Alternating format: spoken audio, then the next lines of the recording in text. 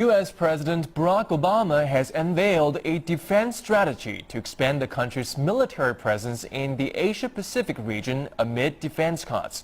Xu Wenjing has more on this story. It is a time of transition for the world's largest military power. To cope with budget cuts and transitional national security interests, the U.S. government is reducing spending in Europe and moving its military resources further east. We will be strengthening our presence in the Asia-Pacific, and budget reductions will not come at the expense of that critical region. The president's strategic review will reset defense priorities and guide defense budget cuts over the next decade. Despite the good relationship China and the U.S. hold, the review indicates the U.S. is too worried about the strategic intention of China's military buildup and thinks its rise could affect U.S. economy and security. The Chinese are in a massive military buildup. Last year, they increased their defense spending by over 12%. In the next decade, while we decline, our defense spending declines and our forces shrink, that 12% multiplied will give them a tripling of their defense budget. Since they don't have to worry about other theaters, that means essentially they're now going to be a peer competitor. The new strategy also seeks to improve U.S. capabilities in areas such as cyber warfare and missile defense. The detailed plan won't be available for several weeks. Xu Wenjing, CCTV. Not satisfied with its missile shield in Europe, Washington has announced plans for a similar weapon system in Asia. A Pentagon official pointed at a perceived threat from North Korea as the main justification. But political activist and head of the new Patriotic Alliance, Renata Reyes, says that's a paper-thin excuse. Clearly, the threat is being exaggerated by the United States, but we can see beyond the rhetoric that the real target here is China, and the U.S. wants to justify rebalancing most of its troops towards the Asian region.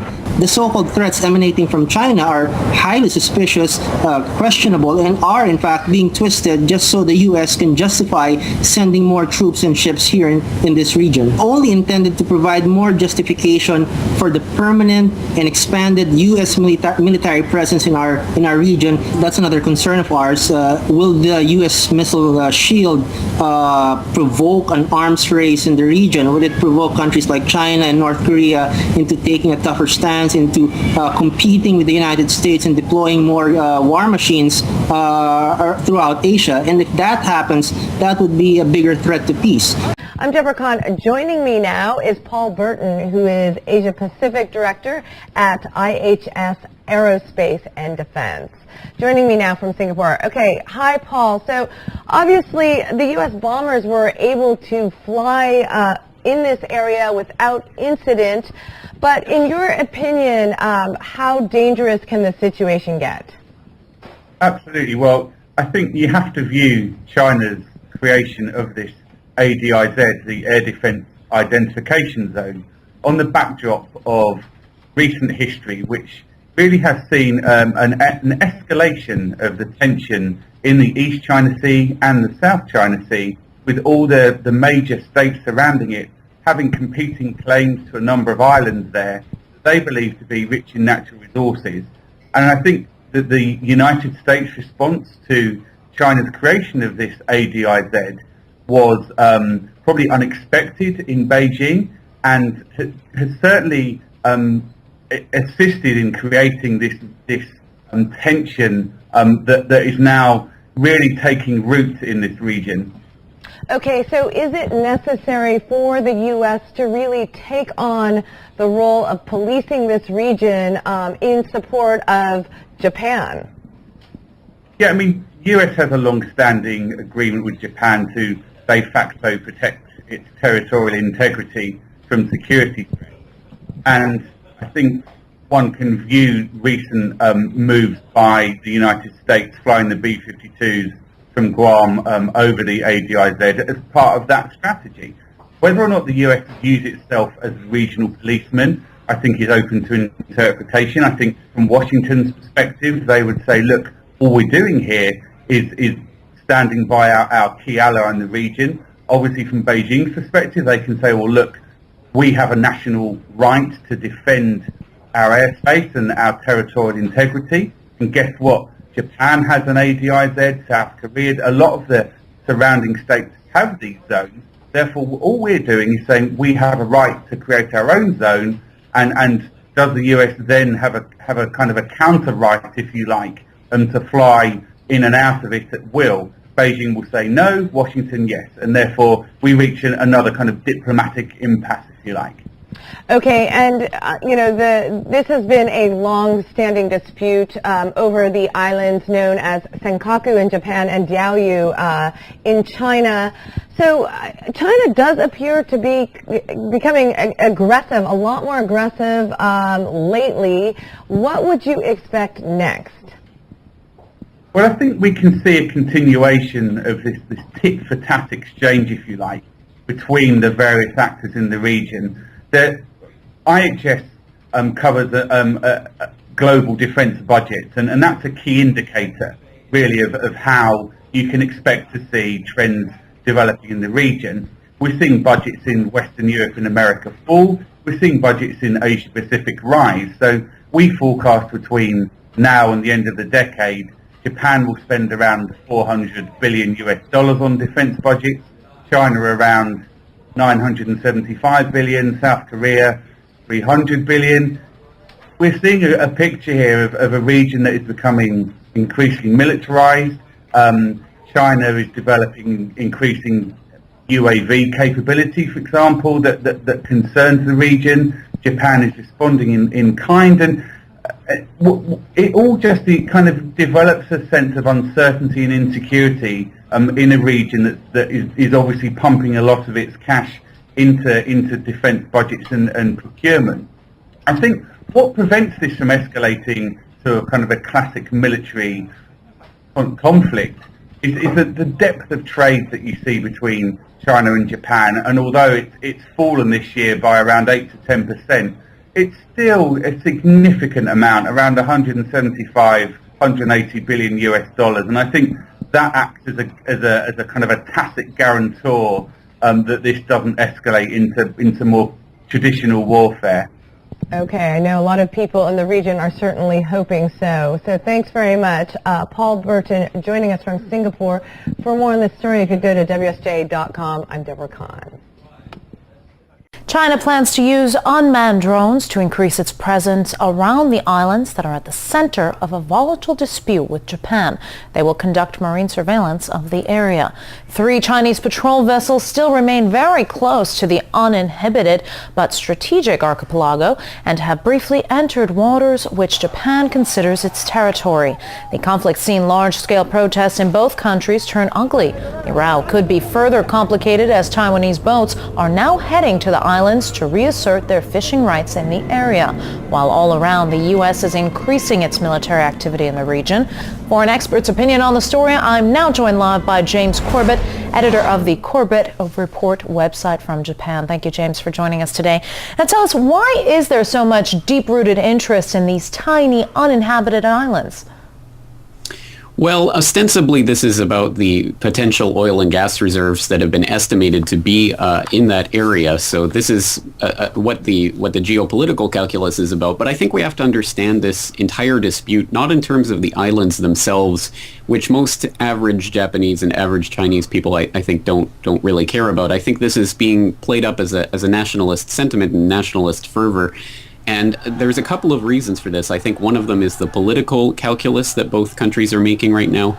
In fact, China is going through its once every 10 years leadership change. So we'll see Hu Jintao replaced by Xi Jinping later this year. And Japan was also going through an election cycle of sorts here, with the ruling Democratic Party of Japan having an internal leadership election. And I think both sides of that dispute, just like in any election cycle in the US or Russia or anywhere else in the world, the leaders like to play up their international prestige and talk tough to a perceived enemy or threat during an election season or cycle. And I think that's part of what's been going on here. And I think also this the entire conflict gives both sides room to put out more of their pieces on the chessboard, as it were, so that China, for example, can use this as a cover to announce the deployment of drones in 2015, and Japan can use this as a chance to increase their military ties with the U.S. Now, there's a third party that's also directly involved in the island row, and that's Taiwan. Where is it all heading? Will other countries get dragged in as well? It is potentially, I suppose it is possible, depending on how this unfolds. And I think part of the underlying political calculus is that both sides wants this to be a big dispute in diplomatic terms, but I don't think either side is really looking for military confrontation at this point. So I think that would be a break on any sort of larger development going on here.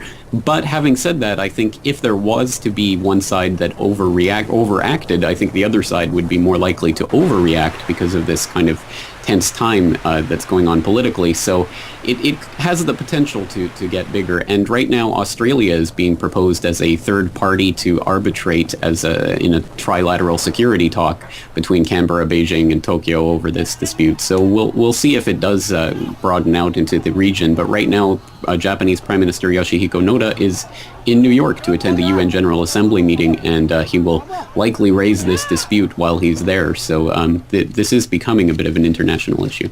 Now, James, very briefly, I do want to delve a little more into Taiwan. Do you think the conflict will trigger a surge in separatist sentiment there? I suppose there's that possibility, and in a strange way, it almost unites it with China in that they're both disputing Japan's claims. So I suppose it has the potential to go either way, and I wouldn't pronounce on the Taiwanese position on this, but I think that certainly at this moment, both sides see Japan as the enemy more than they see each other as the enemy. So I think there might be strategic alliances, etc. But in terms of really changing the balance of power in that relationship, I don't think it will have a huge effect in and of itself.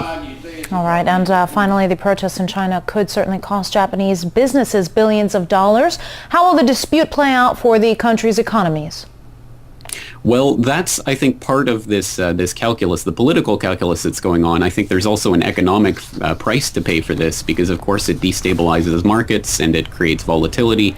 We see the Japanese market declining on this dispute as well as the rising yen. So I think that both sides have an interest in not seeing this spill over into too large a confrontation. They want to keep the political rhetoric up, but I don't think they want it to really destabilize the markets too much. So I think that also puts a brake on it. And we have seen in recent days Beijing starting to crack down on some of these protests that were getting quite widespread. So I think that the brakes are being applied, but we'll have to again see how this plays out and make sure that if one side reacts, there could be a potential for much more violence in the region. And what about Washington's position in all of this? I mean, they've made it very clear that it will be on Tokyo's side in case of further escalation of the dispute. How do you expect China will respond to that? Well, as expected, that can only raise tensions in the area, but I think that's all part of the long-term strategy as we see the U.S. starting its Asia-Pacific pivot. So I think it actually has an interest in increasing tensions between Japan and China because that makes Japan ever more eager to accept the American military presence, which up until now there's been quite strong protests against, but now we see them renewing joint military exercises in Guam, etc. So it is increasing the Japanese reliance on the American security blanket, as it were, and I think that plays into American interests. So I think they actually probably benefit from this dispute. All right, live from Japan with his insight and analysis, James Corbett, editor of the Corbett Report website. Thank you for your time. Absolutely, Andrew. U.S. Vice President Joe Biden has certainly walked into a real hotbed here in the Asia-Pacific region. As you say, he arrived here in Tokyo late last night, met by the new U.S. ambassador to Japan, Caroline Kennedy. She's been in the job now for all of 3 weeks. Mr. Biden will be meeting with Japan's Prime Minister Shinzo Abe a little bit later today. And as you say, his visit really will be overshadowed by these tensions between China and Japan over China's newly declared air identification defense identification zone, I should say. So really, he is here to perhaps lower tensions. That's what we're hearing from his officials, but also, as you mentioned, seek clarification as for China's new defence zone, what it has declared, certainly the United States sees it as a rather provocative act, which is why it sent two US B-52 bombers, unarmed B-52 bombers, over that area last week, and China responded by scrambling jets. Andrew. Anna, is there a sense that the Vice President can actually sort of untangle this development? I mean, does he have the power to try to defuse the situation? He is going to be going to China to speak with the Chinese, but is he a deal maker that Japan hopes can change the status quo? Look, I think Japan certainly sees the United States as an ally, and obviously Joe Biden's visit shores up that partnership. I think his visit is also about really positioning America here in the Asia-Pacific region. We hear about this Asia pivot and America rebalancing its foreign policy, and obviously it wants to counter the rise of China militarily and economically. We've seen that over the last couple of years, China really developing into this superpower, and America really wants to, I guess, put its stamp back on the region. So Joe Biden's visit, like this was planned, well in advance of these recent tensions between China and Japan. It is very much about putting America's stamp here on the Asia-Pacific region, Andrew. Okay. Beijing's declaration of an air defense identification zone over disputed waters in the East China Sea has sparked a heated row. The imposition of new rules, which include the airspace over islands in dispute with Japan, is being seen by Tokyo as an escalation. China creating this sort of zone and forcing others to abide by it changes the situation in the East China Sea and escalates it in a way that could cause an unpredictable and dangerous situation. As Chinese broadcaster CCTV showed footage of a recent drill, the Defense Ministry said it had protested to the Japanese and US embassies about their criticism of the new zone. Beijing's warning of defensive emergency measures against aircraft which fail to identify themselves properly. To a show of military force in Asia now, China has sent warplanes to the area it declared an air defense zone earlier this week. It follows a call by Beijing for regional powers to ask permission before carrying out operations there. But the zone includes territory claimed by both South Korea and Japan, and they, along with the United States, have been flying military aircraft through the area. Hala Mohiuddin has more. China on a charm offensive. A spokesman for the Defence Ministry set about clarifying the new controversial air defence identification zone, attempting to reassure neighbours, saying they only want the right to identify aircraft entering the zone. The establishment of an air defence identification zone does not mean we're expanding the existing territorial airspace. It merely ensures more effective protection of our country's airspace. However, despite the softer tone, they're not prepared to U-turn on the issue and continued demands for aircraft to comply with the new policy. We hope that relevant countries' airlines can proactively cooperate so there is more order and safety for flights. China's neighbours are not appeased, and Japan has maintained that they will continue routine flights through the zone. We have absolutely no intention of changing our plans just because of China. The Japanese government has asked airlines to disregard China's air defense zone rules, and both ANA and Japan Airlines have confirmed they will stop filing flight plans demanded by China on all routes through the zone. The Japanese and South Korean military have confirmed that they too have flown through the disputed airspace following the test flight by two US B-52s on Tuesday. China, however, remains unmoved. On Thursday, they rejected South Korea's demand for the repeal of the zone and have maintained its legitimacy. The zone's establishment fuels fears of further aggressive moves to assert China's territorial claims, especially in the hotly disputed South China Sea.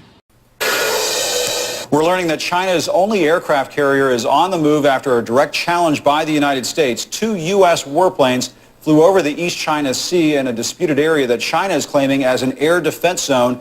Beijing also is involved in territorial disputes in the South China Sea, where that aircraft carrier is heading. Let's bring in our CNN Pentagon correspondent, Barbara Starr. Barbara, this sounds serious. What's going on here? Well, Jim, China certainly flexing its muscle with its military and its navy. It was over the weekend that the Chinese declared this air exclusion zone and said any military flights entering it had to file flight plans and declare their intentions with Beijing. The U.S. said, no, thank you, we won't be doing that because it's international airspace by U.S. rules. So let's take a look at what really happened on Monday. 2 B-52 aircraft flew their flight path from Guam, their home base, and flew to the East China Sea. They flew right through the air zone. They did not declare a flight plan or any of their intentions, then spent about an hour in that region, turned around and flew back to Guam without incident. The U.S. says it was a training mission and that they do this all the time, and they see no reason to obey these new, what they view, Chinese demands. Both sides talked about it over the weekend, the U.S. pressing the Chinese, even with this disagreement with Japan over the territories, over the islands in the region, not to cause more problems in this very, very sensitive area.